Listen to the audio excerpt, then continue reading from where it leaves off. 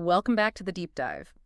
Have you ever found yourself completely paralyzed by self-doubt? Or maybe anxiety? You know exactly what you need to do, but you just feel utterly unable to take that first step. Or perhaps you felt totally drained trying to manage everyone and everything around you, only to end up feeling, well, more stressed and kind of out of control. Oh, absolutely. That feeling is so relatable. Well, today we're diving into a truly liberating concept. It's really designed to free you from those kinds of heavy burdens. Yeah. We'll explore two powerful interconnected frameworks, the surprisingly simple 5-second rule and the pretty revolutionary let them theory. Yeah. It's all about giving you the tools to reclaim your power, steer your own ship. Exactly. And our mission really in this deep dive is to unpack how these ideas, they're simple, but actually quite profound, how they can help you gain clarity. They're born from real personal struggle, but they're also backed by science. So you'll learn to clearly distinguish between what's within your control and what simply isn't. And crucially, how to redirect your energy towards building the life you actually want, instead of, being swept away by external drama or that internal paralysis. Okay, so let's start there. With that feeling of being stuck, it's almost universal, right? Our source material paints such a vivid picture of this. Hitting snooze again and again. Yeah, the snooze button battle. Totally. Or, turning to alcohol to numb pain, blaming others, putting off that job search you need to do. The author describes waking up with anxiety just coursing through her veins. She knew exactly what she needed to do, like just getting out of bed or tackling bills, but it felt impossible. It's that crazy paradox, isn't it? Knowing, but not acting. What do you think is really at the heart of that? Well, it's a great question. And what's so fascinating is how such a simple, almost counterintuitive solution came out of that deep struggle. Yeah. That paralysis, it often stems from overthinking. Right. Analysis paralysis. Exactly.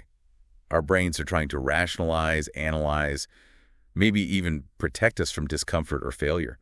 So the author's breakthrough was this 5-second rule, just counting down, 5, 4, 3, 2, 1, and then boom, taking action immediately. 5, 4, 3, 2, 1, go. Just go. The core truth it hits on is action is the answer.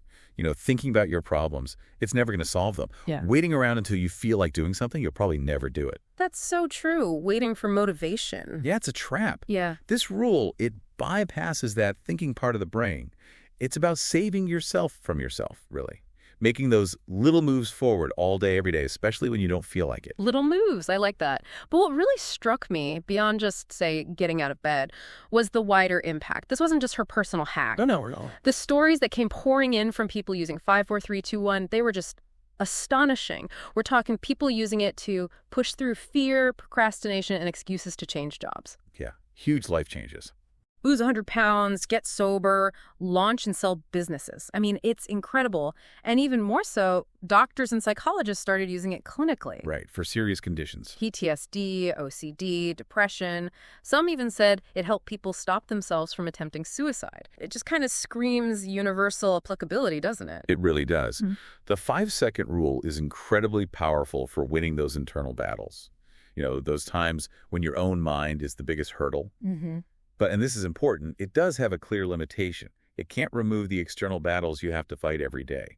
Okay, like what? Well, things like a sudden traffic jam when you're already late, or, a boss who micromanages everything you do. Those things are outside the rule's scope. Right, you can't 5, 4, 3, 2, 1 the traffic away. Exactly. So that leads us to a really important question. If we can control our actions, our thoughts, but not external events or other people, how do we actually find peace? Amidst all the chaos. Ah, okay. And that's where the let them theory fits in. That's precisely where let them comes into play. Yeah. So let's dig into that. Let them. The core idea starts with something pretty fundamental about us, right? Human nature. Yeah, it taps into our hardwired need for control. It's deep in us. Control makes us feel comfortable and safe. Makes sense. But the mistake we make often is trying to extend that control outwards to everyone and everything around us. Oh, yeah. Guilty as charged sometimes. We all are. You find yourself hoping to please everyone by saying just the right thing or, bending over backward for a partner, trying to manage a situation that's completely out of your hands. I know I've done that. Trying to micromanage every little detail of some event and just ending up totally exhausted and, frankly, frustrated. And that frustration. That's exactly what the science explains. Psychologists are really clear. The only person you are in control of is you. Just me. Your thoughts, your actions, your feelings, that's it. And the more you try to control something you fundamentally can't, the more anxious and stressed out you become. It's a direct link. Dr. Aditi Narukar, who's a key source here, explains that stress is actually a physiological state. It hijacks the functioning of your brain. Hijacks it? How? Well, it essentially sidelines your prefrontal cortex, that's your rational decision-making center, and kicks you into survival mode, fight or flight. Wow. So trying to control others literally puts your brain into survival mode. Pretty much. Which is why it's so vital to stop allowing other people or external stuff to create that unnecessary stress in your life. That really lands. Thinking about stress hijacking your brain, it makes the author's story about her son's prom make so much sense. She was trying to control everything. Everything, the corsage, the The weather. corsage. And the sudden rainstorm that ruined the photos. And the result was just embarrassment and massive frustration for her. Exactly. Or think about being struck on a plane. We've all been there. You're intensely annoyed by someone coughing loudly nearby. Yeah. You absolutely cannot control that cough, but what you can control is your internal reaction, how you choose to respond to it. Breathe, put on headphones, whatever. Precisely. And that shift in focus, that's where the power is. When you fixate on what we can't control, it just drains us, piles on the stress. Right. But consciously shifting your focus to what you can control, that's where you unlock this huge personal power. Okay, so give me a practical example, like at work. Yeah, okay, work. Say your boss is maybe stringing you along about a promotion. It feels like it's never going to happen. No. Right. So the let them theory says, okay, let them string you along, acknowledge you can't force their decision, but then immediately activate the let me part. Let me take action. You are never stuck.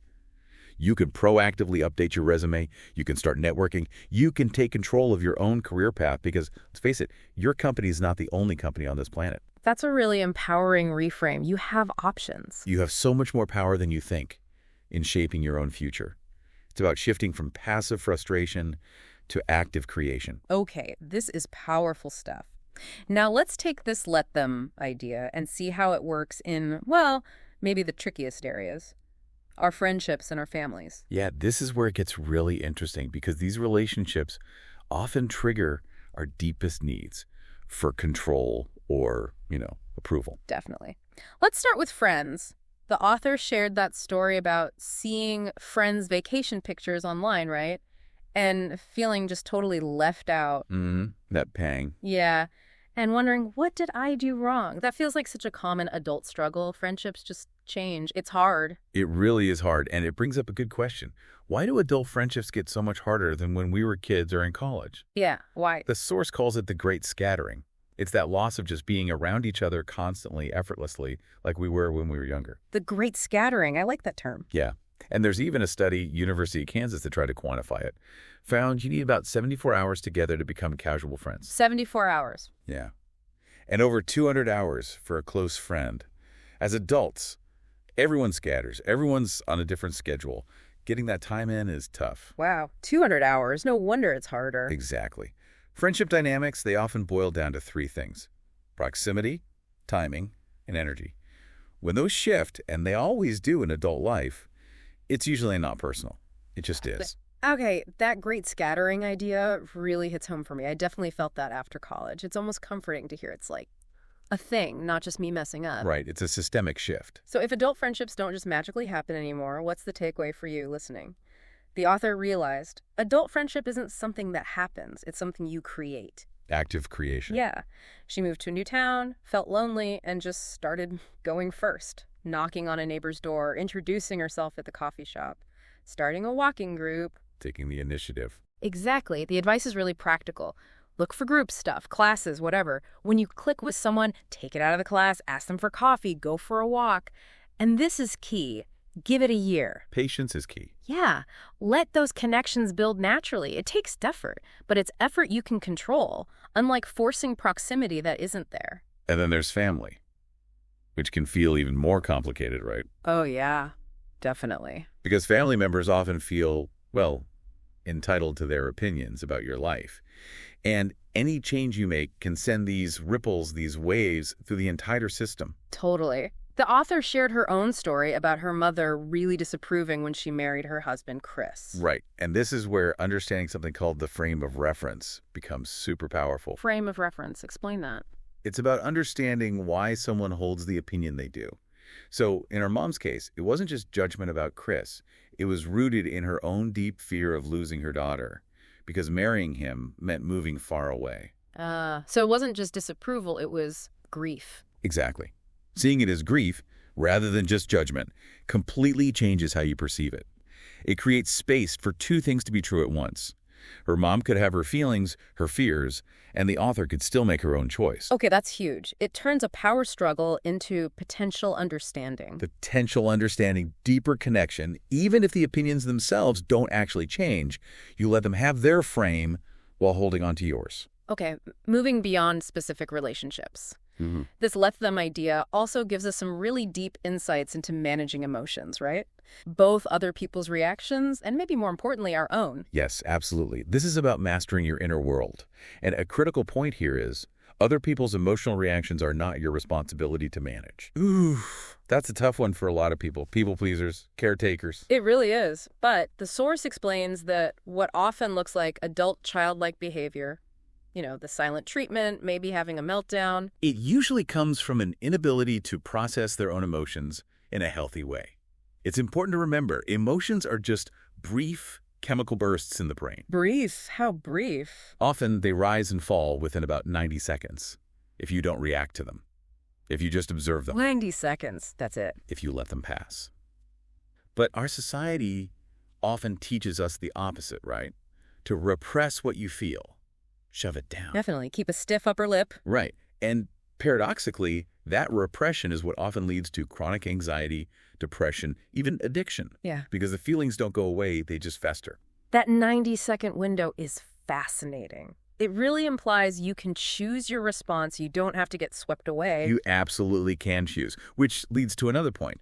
Avoiding those hard conversations because you're afraid they might cause someone else pain. Like calling off a wedding or leaving a job you hate. Exactly. It might feel easier in the moment right now, but it almost always makes it way harder later. Yeah, prolonging the inevitable. The theory stresses that your responsibility is to live aligned with your values, not to try and shield everyone else from ever feeling discomfort or having their own emotional experience.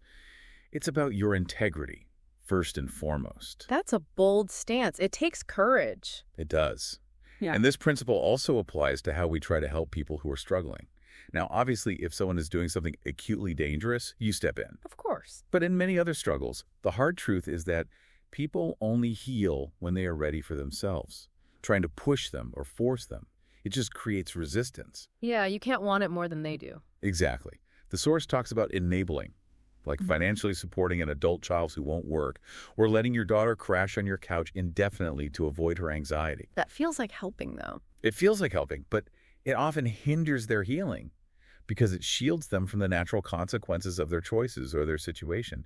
It prevents them from hitting their own rock bottom, like Chris did with his business. So sometimes letting them struggle is the loving thing. Sometimes, as difficult as it sounds, unconditional love means withdrawing financial support or other forms of enabling. What you can do instead is offer unwavering emotional support. Let them borrow their belief from you. Stand by them as they do the hard work. Let them borrow your belief. That's powerful. Okay, let's shift gears a bit. Comparison. It's such a human thing, isn't it? We all do it. Constantly. It seems wired into us. But the key question this deep dive makes us ask is, what are you doing when you compare? Because apparently not all comparison is created equal. That's exactly right. The source identifies two really distinct types. The first one is basically torture. Torture. Sounds intense. It is. This is when you obsess over fixed attributes, things you just cannot change about yourself or someone else, like their natural looks, their height, the family they were born into, stuff like that. Okay, things you're stuck with. Exactly. The author shares a really heartbreaking example about her daughter, Sawyer, who was just torturing herself, comparing her body and her talents to her sister, Kendall. Oh, that's painful. It is. And this kind of comparison, it's useless for your growth and detrimental to your happiness, pointless pain. If you can't change it, you just must learn to allow it. Let them be as they are. Let yourself be as you are. That's a hard but necessary distinction. We've all fallen into that torture trap. But you said there are two types. What's the other one? Well, the other type, this is where the gold is. It's comparison that is teaching you something. Okay, teaching you. How? This is when you look at aspects of someone else's success or their life that you could create for yourself. It's about actionable things. Right. Not fixed attributes. Exactly. The example given is Molly, an interior designer. She was feeling super jealous of this woman in her neighborhood who had this booming online business. Seemed effortless. Okay, I can see the jealousy trap there. For sure. But when we connect this to the bigger picture, that woman she was jealous of, she was actually a teacher. A teacher? How so? She was inadvertently showing Molly the formula for online success. Yeah. And, maybe more importantly, highlighting the actual work, the effort that Molly herself was avoiding. Ouch. Okay. The truth hurts sometimes. It does. But the message is, let them wake you up. Let them be successful. Their success doesn't actually shrink the pie for you. It doesn't limit your chances. It expands what's possible. It expands it. The call to action is, flip your jealousy to inspiration. See what's possible through their example. Use it as data. Flip jealousy to inspiration. I like that. Yeah, because the truth is, if you're not motivated to do something, it's going to take something painful to force you to change. And that envy, that jealousy, that pain can be the fuel. So use the negative feeling as motivation. Precisely. You have no time to be upset, and you cannot afford to waste your energy being jealous. You need that energy because you have work to do. Suddenly, jealousy isn't just a drain. It's a doorway to your future cracked open. Wow. That completely reframes envy. Okay, finally, let's let them into maybe the most personal space. Romantic love. And inevitably, heartbreak. Yeah, the big one. Our sources really emphasize that you absolutely deserve an amazing love story. We all do, but it's often something you have to actively choose and create, not just passively wait for or chase. That's a crucial distinction, choosing versus chasing. And when you're in a relationship, wondering where it's heading, the source advises having what it calls a commitment conversation. A commitment conversation? That sounds serious. It is, but it's not about manipulation or ultimatums. It's about getting the truth about where you stand, so you can make clear-eyed decisions about your own life. Just getting clarity. Exactly. And it also suggests using a version of the ABC loop for influence, which is interesting. It's a framework for communicating needs or boundaries. ABC loop? Break that down. Okay, so A is apologize for your part, if any, and then ask open-ended questions about their view. B is back off, give space, and observe their actual behavior actions, not just words. And C is celebrate any progress while you continue to model the change you're hoping for. Okay, apologize, ask, back off behavior, celebrate change. Right, but, and this is the vital let them part, don't ever do it with the expectation that they must change. Ah, there it is. If they don't change, you have a clear choice. Either accept them exactly as they are, fully, without complaining or resentment, or you have to make the difficult decision to leave. Accept or leave. No trying to force change indefinitely. Precisely. And research from the Gottman Institute, who are leaders in relationship science, found something staggering. 69% of the problems in your relationship are not resolvable. 69%. Wow. Most problems. It's a huge majority. It means compromise, acceptance, and knowing what you truly can and cannot live with are absolutely paramount. You can't fix everything. That 69% statistic really puts things in perspective. It underscores how much acceptance is needed. And, well, when things don't work out, when heartbreak hits, it's not just emotional, is it? No, not at all. It's deeply physiological. A therapist cited in the source explains it beautifully. The person you loved becomes literally intertwined in your nervous system. Intertwined in your nervous system. Yeah. That explains why it hurts so physically. Exactly. Breaking up causes this deep, pervasive, almost physical pain.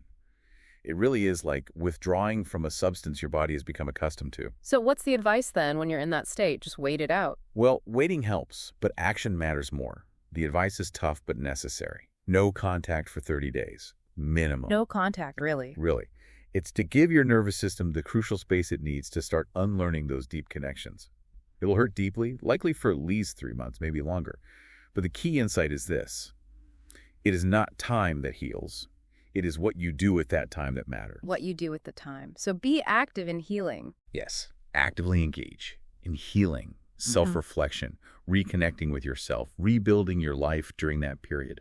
That's what truly brings recovery, not just passively letting days pass. Okay. So ultimately, this whole deep dive, the 5-second rule, let them, relationships, comparison, heartbreak, it seems to circle back to one core truth, doesn't it? I think it does. What is it for you? It feels like it's this. You are the only person you are guaranteed to spend the rest of your life with. You are the only love of your life. No, That's it. Prioritizing your own needs, your own happiness. It's not selfish. It's fundamental. It sets the standard for every other relationship in your life. It dictates how others will treat you based on how you treat yourself. Beautifully put. It's the foundation. So we've really unpacked how the let them theory, working alongside that action-oriented 5-second rule, it really empowers you, the listener, to stop wasting your precious time and energy on things you just cannot control.